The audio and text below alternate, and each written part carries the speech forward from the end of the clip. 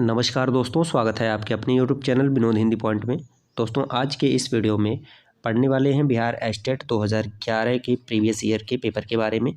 इससे पहले 2019 और 2023 का पेपर चैनल पर अपलोड है। अगर अभी तक आप उस वीडियो को नहीं देखे हैं तो चैनल पर प्लेलिस्ट बनी हुई है, आप जा कर के वीडियो को देख सकते हैं।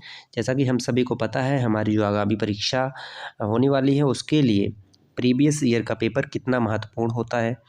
बहुत से प्रश्न जो है रिपीटेड होते हैं, तो हमें जो है प्रीवियस ईयर के पेपर को पढ़ना है, उसे हल करना है, ताकि हमारी जो आगामी परीक्षा हो उसके लिए कहीं ना कहीं लाभप्रद हो। तो चलिए शुरू करते हैं आज का ये वीडियो।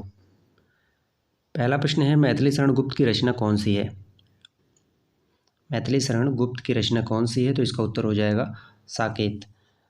प्रश्न बहुत कठिन नहीं पूछे गए हैं, तो आप वीडियो के अंत में बताइएगा आपके कुल कितने प्रश्न सही हुए हैं। यशोधरा कैसा काव्य है? यशोधरा कैसा काव्य है? तो इसका उत्तर हो जाएगा चंपू काव्य है। चंपू काव्य किसे कहते हैं? तो गद्य पद्य मिश्रित काव्य को चंपू काव्य कहते हैं। और पहला जो चंपू काव्य है वह राउल बेल है, रोड़ा कवि का एक शिलांकित कृति है। अगला है, यशोधरा की नायिका कौन है? यशोधरा की नायिका कौन है? तो यशोधरा की नायिका है यशोधरा। ठीक है, यशोधरा की नायिका यशोधरा है और यह गौतम बुद्ध की पत्नी है। यशोधरा जो है गौतम बुद्ध की पत्नी है और यशोधरा में यशोधरा के विरह का वर्णन किया गया है। साकेत की मुख्य पात्रा कौन है? साकेत जो मैथिली शरण गुप्त की रचना है उसकी मुख्य पात्रा कौन है? तो उर्मिला जो है साकेत की मुख्य पात्रा है।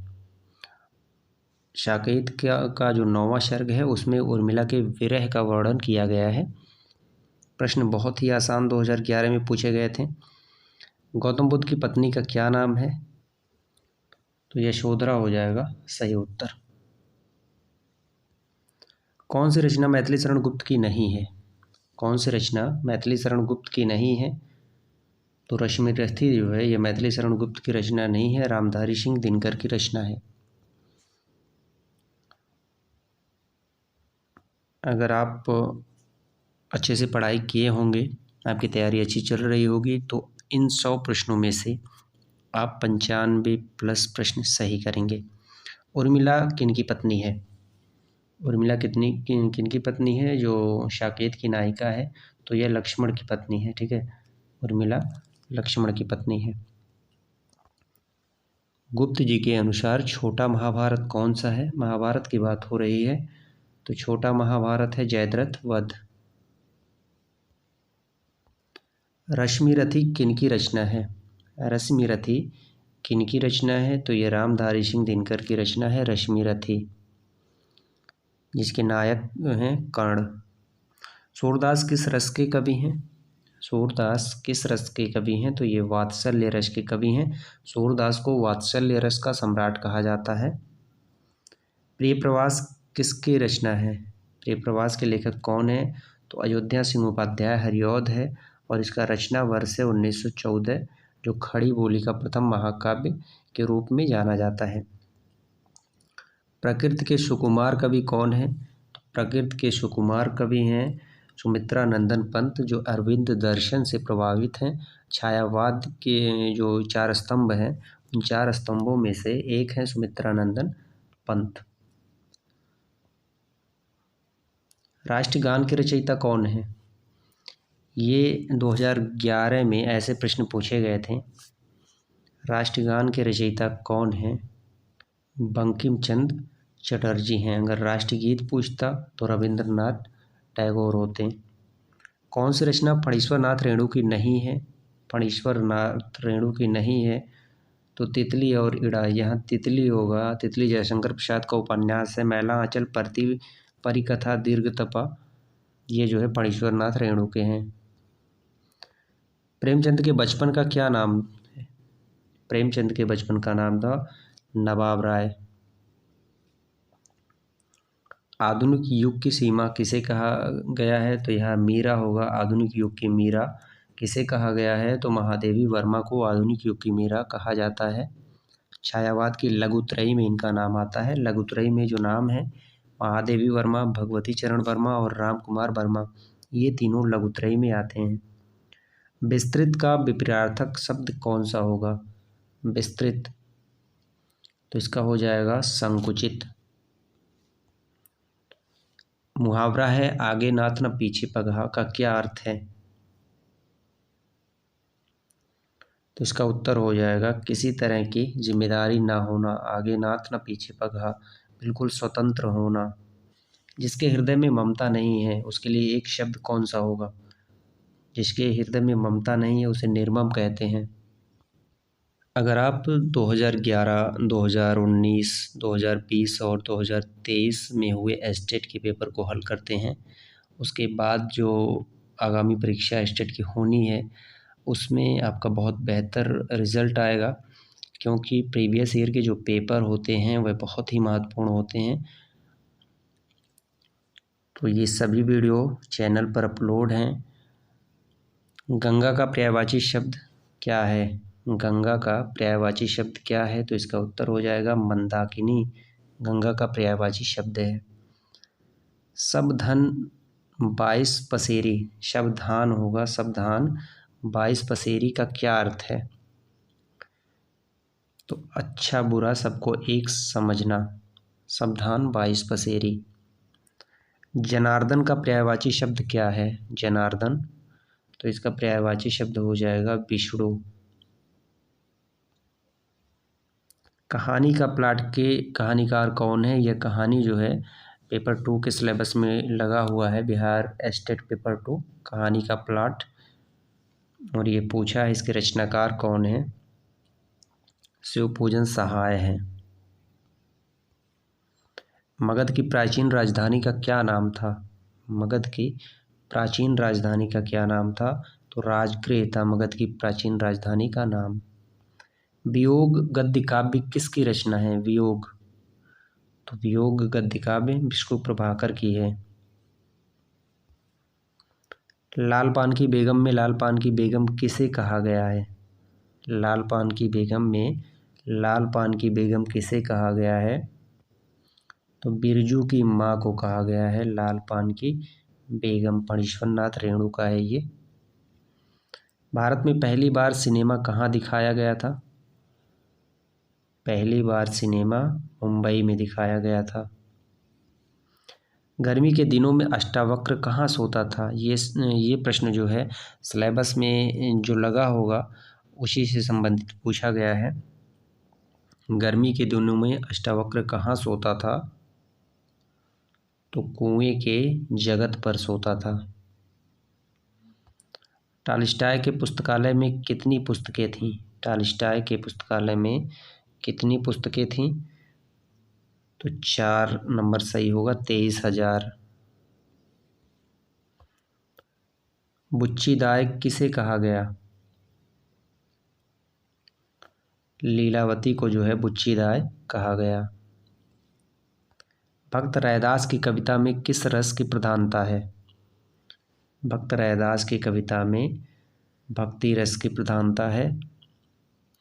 मीराबाई के गुरु थे रैदास। अगला है पलक पामड़े किनकी रचना है? पलक पामड़े, तो ये हरिऔध की रचना है पलक पामड़े। मैं नीर भरी दुख की बदली किस कविता संग्रह से लिया गया है? मैं नीर भरी दुख की बदली दीपशिखा से लिया गया है ये। आ रही रवि की सवारी में रात का राजा कौन है? रात का राजा पूछा गया है तो जुगनू है। सिलेबस को आप अच्छे से पढ़ लीजिएगा। घटनास्थल पर बाद में कौन पहुंचता है? घटनास्थल पर बाद में अधिवक्ता पहुंचता है। निम्न को कहाँ यातनाएं दी जाती थी? निम्न को कहाँ यातनाएं दी जाती थी? तो ननिहाल में। समुद्र किसका प्रतीक है? समुद्र किसका प्रतीक है? तो समुद्र समाज का प्रतीक है। पूरा हिंदुस्तान मिलेगा किस शैली में लिखी गई है? पूरा हिंदुस्तान मिलेगा संबोधन शैली में लिखी गई है। नीरस का संधि विच्छेद क्या होगा? नीरस, इसका संधि विच्छेद क्या है? तो निधन रस है।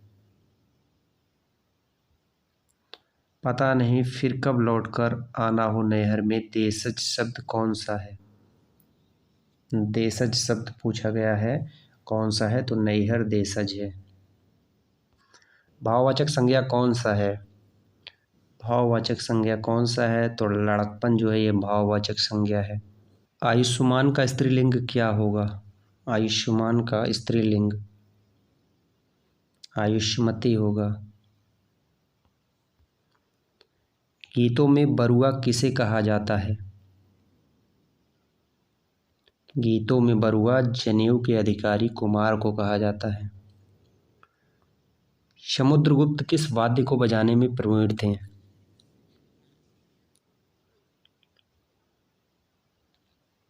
वीणा। पटना नाटक मंडली के संस्थापक कौन थे?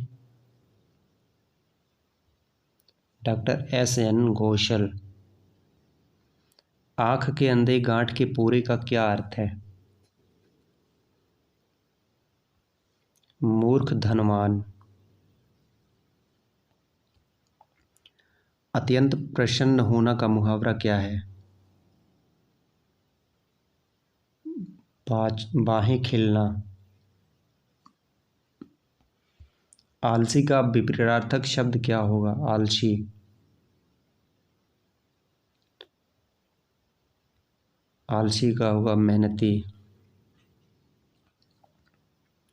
बहुब्रीहि समास का उदाहरण कौन सा है?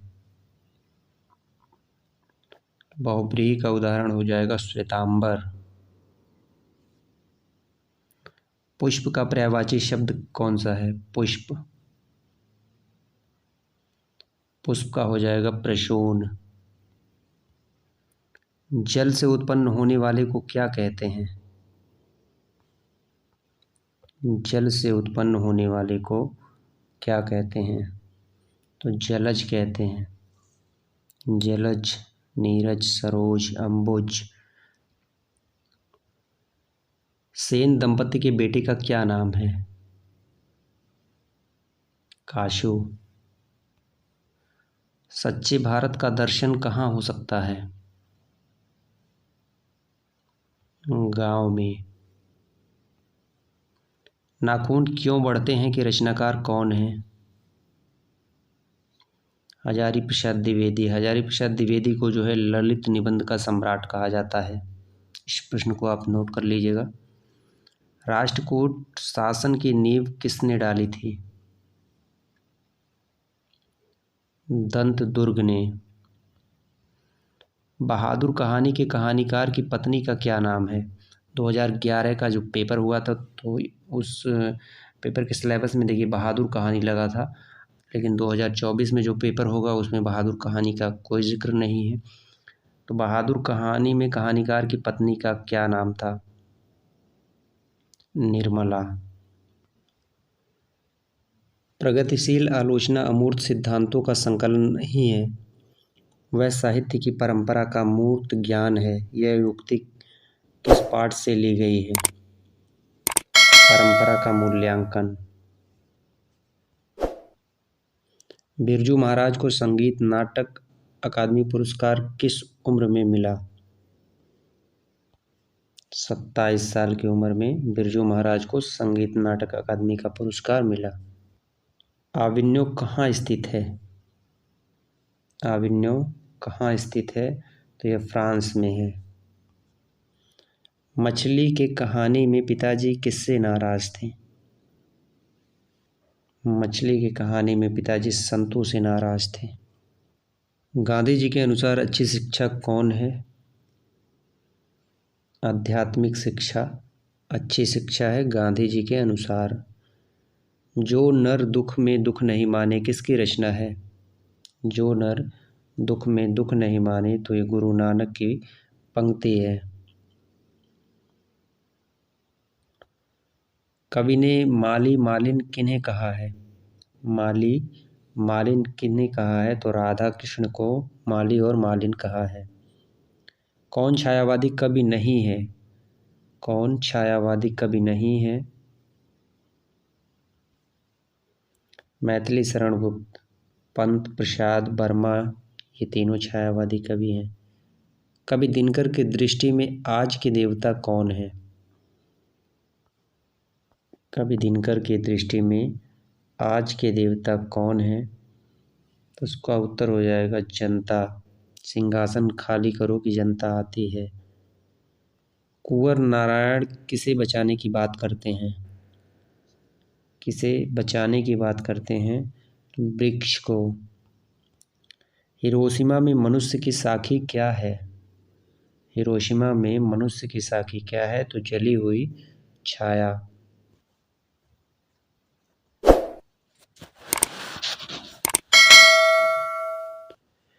कोयला कौन सी संज्ञा है? कोयला द्रव्यवाचक संज्ञा है। कर्ता कारक की विभक्ति है। कर्ता कारक की क्या विभक्ति है? तो कर्ता ने कर्म को करण से ने होगा।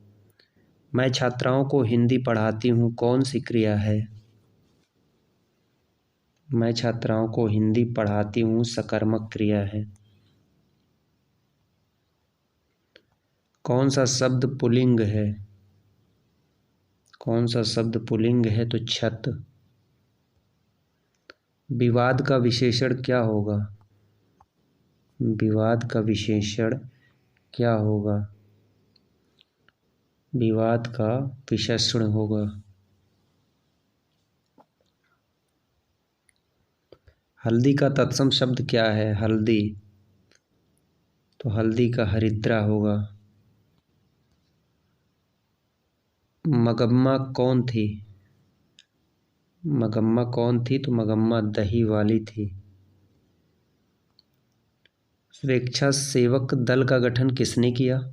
स्वेच्छासेवक दल का गठन किसने किया? तो गूढ़निधि ने। सिलेबस में जितने कहानी, नाटक, उपन्यास, निबंध ये सब लगे हुए हैं, इन सब को पढ़ना बहुत ही ज़रूरी है क्योंकि गहराई से प्रश्न पूछे जा रहे हैं। देखिए यहाँ पे पूछा गया है स्वेच्छासेवक दल का गठन किसने किया, तो इस तरह से प्रश्न पूछे जाएंगे।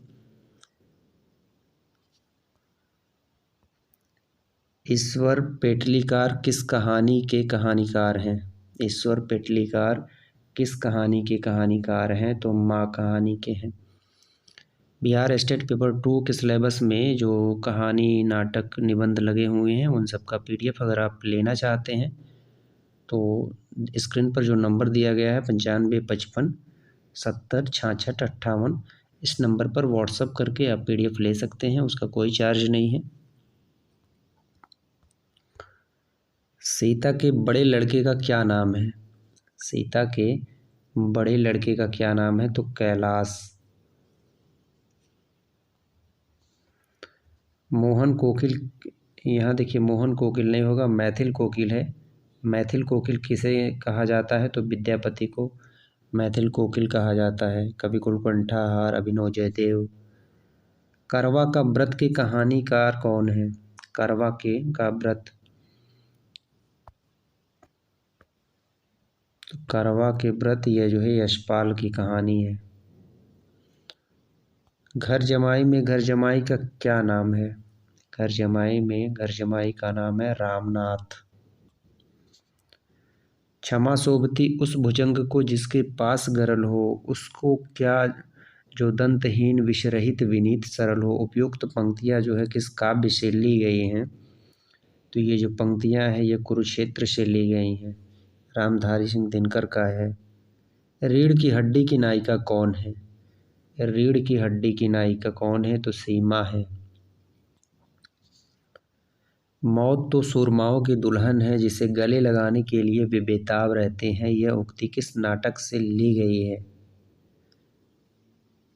यह उक्ति जो है कोणार्क नाटक से ली गई है। जगदीश चंद्र माथुर का ये नाटक है। मनीषी की सहेली का क्या नाम है? मनीषी की सहेली का क्या नाम है? तो कमला। पुरस्कार कहानी की नायिका कौन है? प्रसाद की ये कहानी है। इसका उत्तर आप कमेंट करके देंगे। प्रश्न संख्या 88। आंचलिक कथाकार किन्हें कहा जाता है? फणीश्वर नाथ रेणु को आंचलिक कथाकार कहा जाता है। निम्नलिखित में से कौन भक्तिकाल के कवि नहीं है? भक्तिकाल के कवि नहीं हैं तो बिहारी लाल हैं। यह रीतिकाल के रीत सिद्ध काव्यधारा के कवि हैं। गंगा स्तुति किनकी रचना है? गंगा स्तुति किनकी रचना है? तो विद्यापति की है। विद्यापति को मैथिल कवि किस रचना पर कहा गया? तो ये भी आप कमेंट करके बताएं। मैथिल कोकिल विद्यापति को उनके किस रचना पर कहा गया है? संक्षेपण की उपयोगिता कहाँ नहीं है? संक्षेपण की उपयोगिता कहाँ नहीं है? तो लेखन में नहीं है। व्युत्पत्ति की दृष्टि से शब्द में से कितने भेद हैं? जैसा कि आप सभी को पता है, व्युत्पत्ति की दृष्टि से 4 हैं: तत्सम, तद्भव, देशज और विदेशज। अलंकार के कितने भेद हैं? 2 भेद हैं, शब्दा और अर्था। वर्णों की आवृत्ति को क्या कहते हैं? वर्णों की आवृत्ति को क्या कहते हैं? अनुप्रास। एक से अधिक वर्णों की आवृत्ति को अनुप्रास अलंकार कहते हैं। काव्य के कितने रस हैं? काव्य के कितने रस हैं? तो 9 रस हैं। 9 रस कौन कौन से हैं? श्रृंगार है, हास्य है, रौद्र है, वीर है, विभत्स है, करुण है, अद्भुत है, भयानक है और शांत रस है। छंद के कितने भेद हैं? छंद, तो छंद के 4 भेद हैं। ठीक है, छंद के 4 भेद हैं। मात्रिक है, वाणिक है, वह छंद है और मुक्त छंद है। मुक्त छंद के प्रवर्तक कौन माने जाते हैं? निराला। और निराला ने परिमल में जो है छंदों की मुक्ति की बात कही है। छठी का दूध याद आना, छठी का दूध याद आना, इस मुहावरे का अर्थ क्या होगा ये आप बताएं। अंतिम प्रश्न है, खून पसीना एक करना। अगला जो एग्ज़ाम है आपका बिहार एस्टेट का, उसके लिए आप खून पसीना एक कर दीजिए। एग्ज़ाम डेट बहुत जल्द जो है डिक्लेयर होने वाला है। तो खून पसीना एक करना का अर्थ होगा कठिन परिश्रम करना। ठीक है, ये थे 2011 हिंदी विषय एस्टेट का पेपर जो 2011 में पूछा गया था। और पेपर का स्तर कैसा था ये आप बताएं। आशा करते हैं कि इन 100 प्रश्नों में से आपके 95 से ऊपर प्रश्न सही हुए होंगे। यूँ कहिए कि 100 में 100 भी हो गया होगा बहुत से बच्चों का। तो अब अगला जो हमारा पेपर आएगा 2020 का, जो प्रीवियस ईयर का पेपर है, उससे संबंधित वीडियो बनाकर लेके आएंगे। इससे पहले अगर आप चैनल पर नए हैं तो चैनल को सब्सक्राइब कर लीजिए, वीडियो को शेयर कर दीजिए। मिलते हैं अगले वीडियो में कुछ नए तथ्यों के साथ। तब तक के लिए नमस्कार।